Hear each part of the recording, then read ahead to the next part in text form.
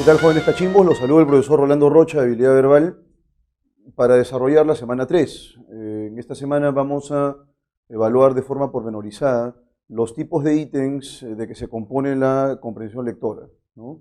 Vamos a hacer una revisión bastante minuciosa de todos los tipos de preguntas que ustedes van a enfrentar en los exámenes de la PRE y también en el examen de admisión. Entonces vamos a ir desde los puntos más sencillos hasta los puntos más profundos. En ese sentido vamos a permitirnos a través de las lecturas ir abordando cada tipo de ítem. Esto es el ítem por la jerarquía, sentido contextual, incompatibilidad, inferencia y finalmente la pregunta más compleja que es la extrapolación. Sin más que decir entonces, vamos a abordar directamente a partir de muestras de textos los distintos tipos de preguntas que ustedes van a tener que resolver de forma óptima, ¿no es cierto?, en lo sucesivo. Y aquí tenemos la pregunta por el sentido contextual, que es el primer tipo de ítem. En esta pregunta lo que es necesario es determinar cómo así una palabra puede ir adquiriendo matices semánticos diferentes de acuerdo con el contexto en el que se sitúa. Entonces no es igual, por ejemplo, me lesioné la mano, una oración como esta, me lesioné la mano, donde el elemento en el que quiero que se sitúen, que se enfoquen es en mano, versus la oración, quiero una mano de plátanos, por ejemplo. Y entonces aquí el sentido ha cambiado.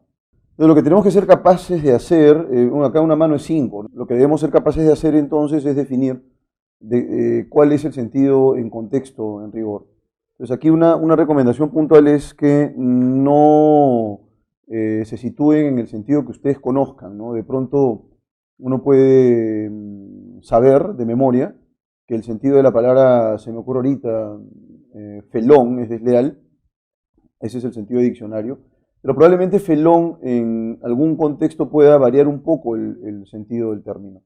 Así que hay que situar la palabra en contexto, no podemos descontextualizarla. Descontextualizar un vocablo es un error y puede derivar en una pregunta incorrecta. Entonces, vamos con el texto A. En el texto A nos han planteado la detección de 5 entre frases y palabras y en ese sentido debemos más o menos definir cuál sería el sentido contextual en algunos casos, cuál es el significado en contexto, y en otros casos más bien esto está vinculado con las implicancias que podría tener con algún concepto.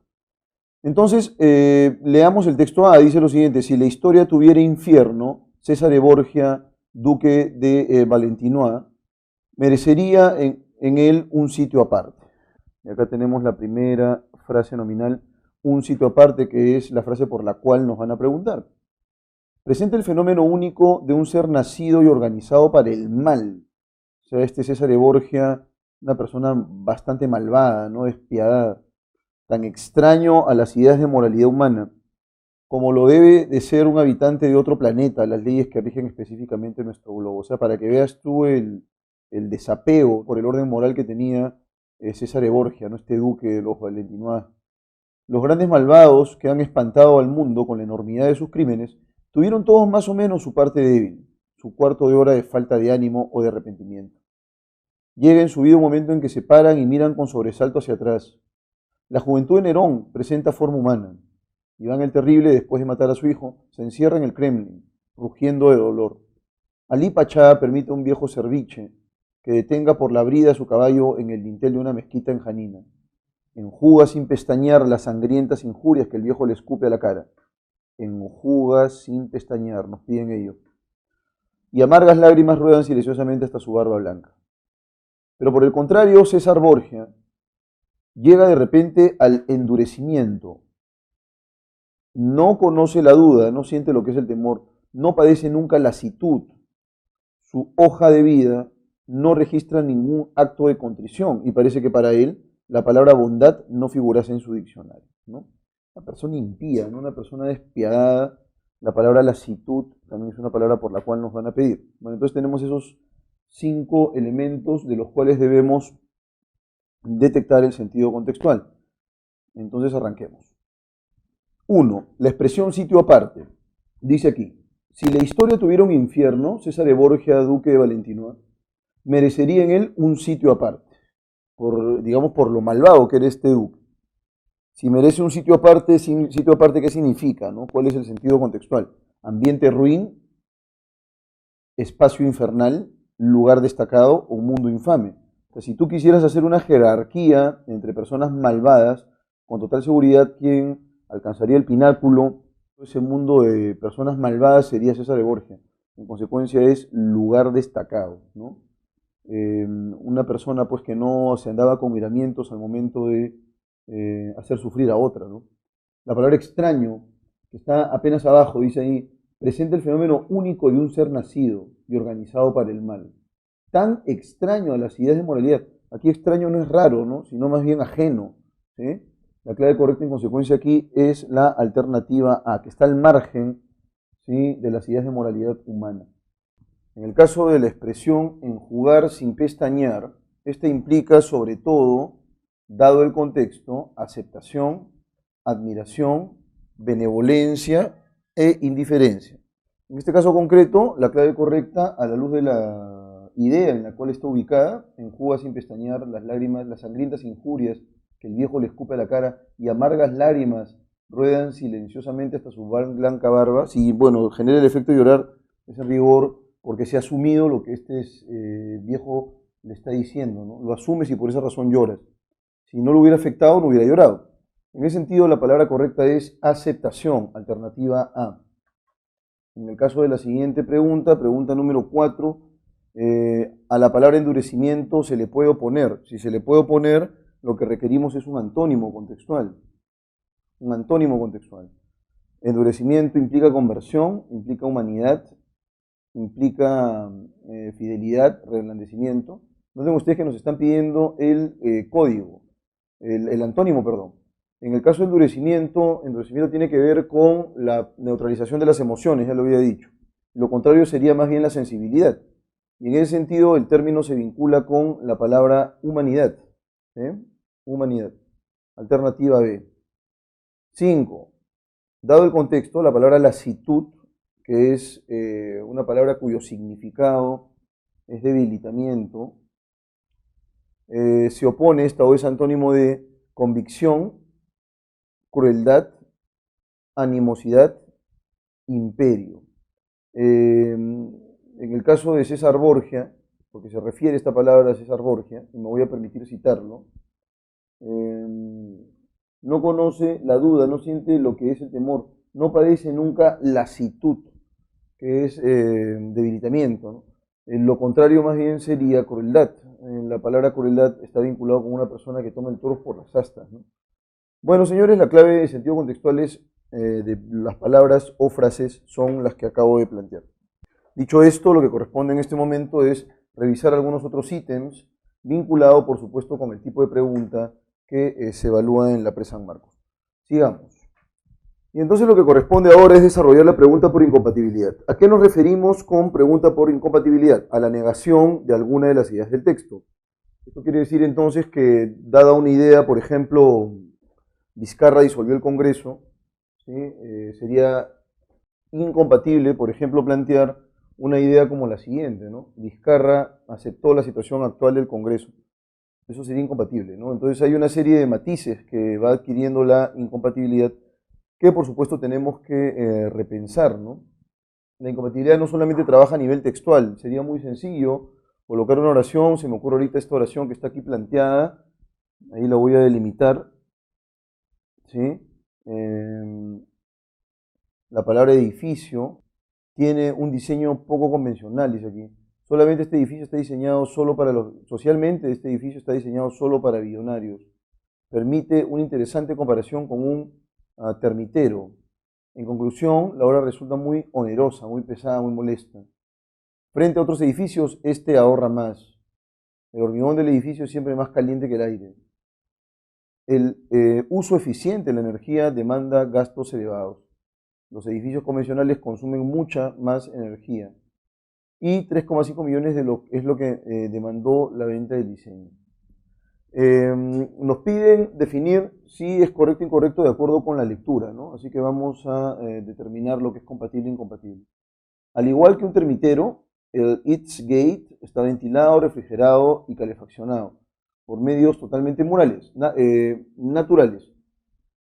El edificio tiene 4 paredes gruesas de mampostería en el exterior y un atrio de 7 pisos de altura en el interior. El aire exterior ingresa a través de múltiples ventilaciones y la masa del edificio lo calienta o lo enfría en función de cuál está más caliente, el hormigón de la estructura o el aire. La ventilación del Liftgate cuenta una décima parte de la ventilación de un edificio equipado con aire acondicionado estándar y consume un 35% menos de energía que 6 edificios convencionales. Tal como lo descubrieron los propietarios de Liftgate, un edificio que tenga un uso eficiente en la energía también puede resultar bueno para el bolsillo. Durante los primeros 5 años del edificio ahorraron 3,5 millones de gasto energético gracias a su diseño exclusivo.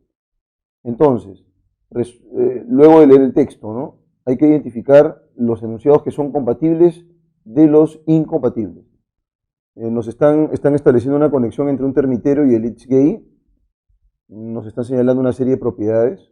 Tiene 4 paredes gruesas de mampostería, un atrio de 7 pisos de altura en el interior.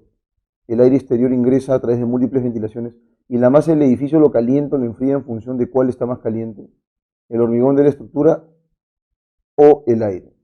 La ventilación del Liftgate cuesta una décima parte de la ventilación de un edificio equipado con aire acondicionado estándar y consume un 35% menos de energía que 6 edificios convencionales, ¿no? Tal como lo descubrieron los propietarios de Liftgate, un edificio que tenga un uso eficiente de la energía también puede resultar bueno para el bolsillo. Durante los primeros 5 años del edificio ahorraron 3,5 millones en gasto energético gracias a su diseño exclusivo. Entonces arrancamos con la primera pregunta. El edificio tiene un diseño poco convencional, o sea, se aleja pues de las estructuras típicas, ¿no? Se me ocurre ahorita una puerta de entrada, un zaguán, qué sé yo. En el caso de las casas y en el caso de los edificios, bueno, digamos que podríamos pensar nosotros en un edificio con ascensores, ¿sí? Pero es algo estándar. Sin embargo, este de aquí tiene una estructura muy particular, ¿no? Toda la energía que genera está conformada por medios estrictamente naturales, ¿no? Entonces, aquí nos hablan, por ejemplo, de que recoge el aire exterior, tiene ventilaciones que permiten recoger este aire exterior y se genera una especie de sinergia entre la masa del edificio y la manera como se espera que esté el aire, ¿sí? Entonces, dicho esto, vamos con la pregunta número 1. El edificio tiene un diseño poco convencional. Eso es correcto, ¿no? Es realmente bastante raro, pues es un edificio inusual. Socialmente este edificio está diseñado solo para billonarios, perdón. ¿Eh? El edificio en rigor está diseñado de tal manera que pueden ir todos, ¿sí? De manera que pensar que está construido solamente para billonarios es un despropósito. Lo que sí es correcto es que este edificio ha generado, digamos, cambios ecológicos interesantes. Pero nosotros estamos diseñados en general para poder vivir en un edificio, por supuesto. Y aquí dice más bien socialmente, el edificio está diseñado solo para billonarios. Solo ellos pueden tener acceso. Lo cual es abiertamente falso, ¿no? Esto es incompatible. No hay manera de que este edificio únicamente pueda servir para el caso de billonarios, ¿no? Un millonario puede hacerlo, una persona que se casa puede hacerlo. Entonces, ahora sí, vamos con la siguiente afirmación. Permite una interesante comparación con un termitero. ¿Por qué razón un termitero? Bueno, porque el termitero, a pesar de que está hecho pues con materiales que poco o nada ayudan con la ventilación, ¿sí? Ella se muestra determinante con, digamos que hay una conexión ahí, ¿no? Dice que tiene ventilación, se refrigera, exactamente lo mismo en el caso de un termitero que es cerrado, ¿no? Uno abre el termitero y va a poder ver más o menos cuál es la constitución de este espacio. Entonces lo que queremos en rigor es definir si esto es compatible o incompatible. Si permite una interesante comparación, justamente está Esto al inicio nada más, así que eso es correcto. En conclusión, la obra resultó muy costosa, ¿no? Dice acá, durante los primeros 5 años ahorraron 3,5 millones en gasto energético gracias a su diseño exclusivo. Esto es en lo que concierne al gasto energético, ¿no? Se ha ahorrado 3,5 millones, lo cual está muy bien, sin que eso signifique que ya en realidad estamos libres de generar un impacto medioambiental a propósito de la energía que gastamos, ¿no? Entonces dice acá, en conclusión, la obra resultó muy costosa, resultó muy onerosa. Entonces lo que dice acá es que aun cuando se ha ahorrado 3,5 millones, construir este edificio ha sido probablemente una proeza, ¿no?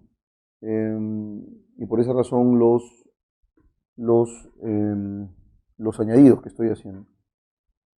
Resultó ser muy costosa, sí, aunque en realidad podríamos pensar que eso se podría deducir por la complexión del edificio, es decir, por la constitución, cómo está dispuesta cada habitación, cómo está dispuesto cada piso, ¿no? En ese sentido, la clave es correcta, ¿no? Solo por el diseño, ¿eh? Frente a otros edificios, este edificio ahorra más. Bueno, no tenemos en realidad. Pregunta 5, frente a otros edificios, este ahorra más. Bueno, sí, son 3,5 millones que se ahorraron, así que eso es correcto. El hormigón del edificio es siempre más caliente que el aire, ¿no? Dice lo siguiente acá, al igual que un termitero, el XGI está ventilado y refrigerado y calefaccionado, además, por medios totalmente naturales. El edificio tiene 4 paredes gruesas de mampostería, dice que hay una calefacción por medios estrictamente naturales, tiene 4 paredes gruesas. En el exterior, un atrio de 7 pisos de altura en el interior. En lo que concierne al aire exterior, este ingresa a través de ventilaciones, dice acá, ¿no? Entonces, en ese sentido dice lo siguiente, el aire exterior ingresa a través de múltiples ventilaciones y la masa del edificio lo calienta o lo enfría en función de cuál esté más caliente, el hormigón de la estructura o el aire. Y dice aquí esto, ¿no? El hormigón del edificio es siempre más caliente que el aire, eso sería falso, ¿no? Puede ser que sí, puede ser que no, ¿no? Se puede calentar o enfriar. El uso eficiente de la energía demanda gastos elevados. La exclusividad del diseño se pierde con el primer lustro. Los edificios convencionales consumen mucha más energía, mucho más energía. ¿Sí? Mucho más energía. Y 3,5 millones es lo que demandó la venta del diseño. Bueno, aquí en la pregunta 10 dice 3,5 millones es lo que me demandó la venta. Bueno, acá nos señala que se haya puesto en venta, ¿no? Y los 3,5 millones están asociados más bien o asociados con el ahorro, ¿no? Es el ahorro el que está prevaleciendo en la pregunta. Eso es falso. Los edificios convencionales consumen mucha más energía. Sí, eso es cierto. Por supuesto que sí. La exclusividad del diseño se pierde en el primer lustro. Falso. Y en todo caso nos falta solamente una pregunta más, que es la pregunta 7. El uso eficiente de la energía demanda gastos elevados. Bueno, en el caso del edificio este, al parecer no. Demanda gastos elevados, no. Demandaría, eso es decir que esto de acá sería falso. ¿Sí? Vamos a detenernos aquí un poco en estos dos tipos de preguntas, que son de hecho las más complejas. Así que mucho ojo, por favor. En el primer caso, la pregunta por inferencia está asociada con la capacidad del alumno de detectar información y a partir de esa información ampliar el banco de datos informativos. ¿Qué cosa quiere decir ello? Lo que quiere decir es que a partir de las premisas que el texto nos brinda, a partir de la información que el texto nos brinda, podríamos derivar eventualmente una serie de conclusiones válidas, razonables. La inferencia no es un ítem de alucinación. En concreto es eso. ¿Ya? En concreto es eso. Lo que tenemos que hacer es, a partir de las premisas, definir las conclusiones que sean válidas, ¿no? Conclusiones que sean razonables, ¿no? De pronto tú me dices que tienes 18 años, yo puedo deducir que eres mayor de edad. Ese tipo de conexiones. De pronto no estoy seguro. Oye, hace calor, ya podría deducir eventualmente que ya está manifestándose el verano, ¿no? Pero de ninguna manera podríamos nosotros precisar de una clave que en el texto está planteada de manera directa y que se repita en las alternativas. Muchas veces eso ocurre, ¿no? Ocurre que en la separata vas a encontrar algunas claves en las cuales hay información directamente del texto. Eso no se infiere, eso no es inferencia. Y en el caso de la extrapolación, queridos cachimbos, que es un tipo de pregunta que más bien apela a un poco a la creatividad del alumno, esta permite que el alumno pueda alcanzar conclusiones razonables o consecuencias razonables a partir del cambio del contexto textual, ¿no? Modifico algunas premisas del texto con la finalidad de obtener resultados nuevos. En algunos casos estos resultados van a ser diametralmente opuestos, y eso lo hemos visto en la primera semana, en la segunda semana, a los que el texto plantea. Así que hay que tener mucho cuidado con este tipo de preguntas. Dicho esto, vamos a pasar entonces a resolver el texto con las preguntas de inferencia y de extrapolación. Un texto más o menos extenso. Dice lo siguiente aquí. Bien, aquí tenemos un texto relativamente extenso. Dice lo siguiente aquí. Laurence Tubiana es una mujer pequeña y elegante de 63 años de cabello blanco. Es la embajadora del clima de Francia, encargada del mayor proyecto de la historia para coordinar coaliciones. Durante año y medio recorrió el mundo para reunirse con negociadores de 195 países y tratar de asegurarse que la conferencia sobre el clima global de diciembre pasado en París fuera un éxito. Un hito en la lucha contra el cambio climático. Esta noción de momento decisivo es sumamente importante, dice Tubiana. Había por lo menos 20 razones para temer que fracasara desde 1992, cuando las naciones del mundo acordaron en Río de Janeiro evitar la interferencia antropogénica peligrosa para el sistema climático. Se han reunido 20 veces sin ningún cambio significativo en las emisiones de dióxido de carbono. Durante ese intervalo hemos añadido tanto a la atmósfera como agregamos el siglo anterior. El año 2014 y la década pasada fueron los periodos más calientes desde que se iniciaron los registros de temperatura. Las olas de calor que baten todos los récords son ahora más probables de lo que alguna vez fueron.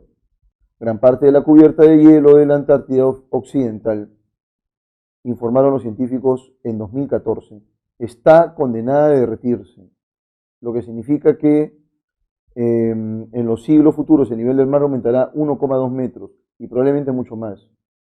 Ya hemos reelaborado el mapa del planeta, en especial en las zonas donde pueden vivir animales, plantas y personas. Solucionar el cambio climático va a requerir una improvisación de nuevo tipo. No tenemos que ver todo el camino que hay al frente para lograr un final feliz, pero debemos creer que podemos lograrlo. Eso es lo que los negociadores trataron de hacer en París, en diciembre de 2015, en el gran encuentro de países por el cambio climático. Dejaron de pensar que podrían escribir un tratado que vinculara a cada país con una cuota específica de reducción de emisiones. En cambio, ahora buscan una manera de enviar un mensaje muy claro al sector empresarial, dijo la representante francesa y coordinadora del evento, Laurence Tubiana, para alcanzar la profecía autocumplida de que la economía baja en dióxido de carbono está ocurriendo. Cuando miremos retrospectivamente hacia 2015, desde nuestro futuro más cálido, sabremos si el año 2015 fue el año en que la profecía comenzó a hacerse realidad. Bueno, y esto está vinculado en rigor con el hecho de mejorar las condiciones de vida, frenar el impacto medioambiental, restringir el volumen de dióxido de carbono que se emite a la atmósfera, entre otras cosas. Es lo que tenemos ahí, ¿no? Y Laurence Tubiana lo sabe muy bien. Al parecer no ha habido un cambio pues sensible, ¿no? Por ejemplo, la extracción de combustible fósil, y esto es lo que está generando pues un descontento en el caso de las personas que están ocupadas del cambio climático y sus efectos negativos. Ya se habla incluso que va a haber migraciones masivas, ¿sí? Laurence Tubiana justamente advierte de ello. Sin embargo, quienes son los principales gestores de este empeoramiento en las condiciones del clima, en rigor, los que deberían preocuparse son los empresarios, ¿no? Que finalmente a ellos no les interesa más que ganar, no les interesa obtener réditos. Entonces, resolvamos el texto C. Bueno, y en efecto aquí tenemos varias preguntas de extrapolación y varias preguntas de inferencia, no es solamente una.